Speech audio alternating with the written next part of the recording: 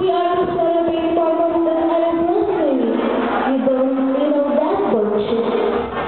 In a relaxed and sending voice, I replied, well, I don't care. I'm going out party tonight.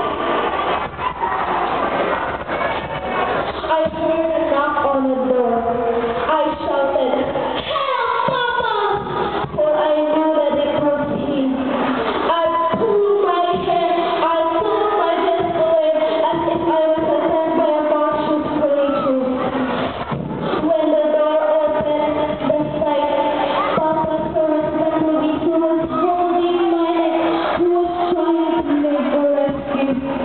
But I cried so hard, for Papa made the doors the hanged earth.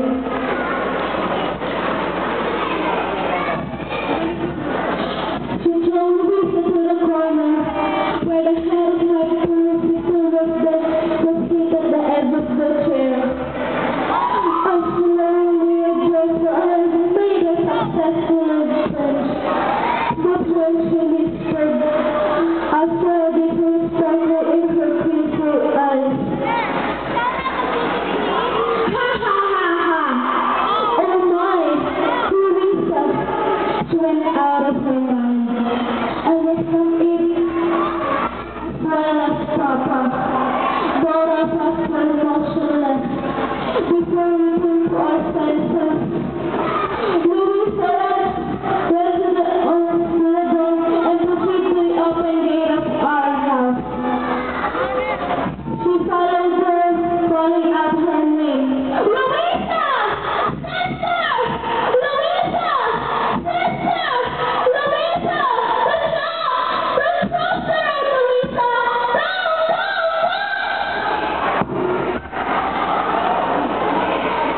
Iyak. The next night I saw her Luisa was so 5 minutes away from the shop. I ran to her and embraced her.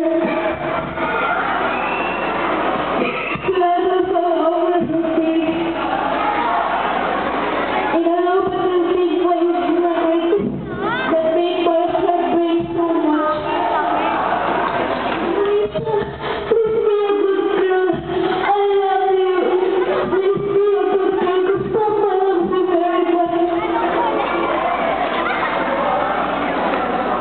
Luisa! Luisa! Sister!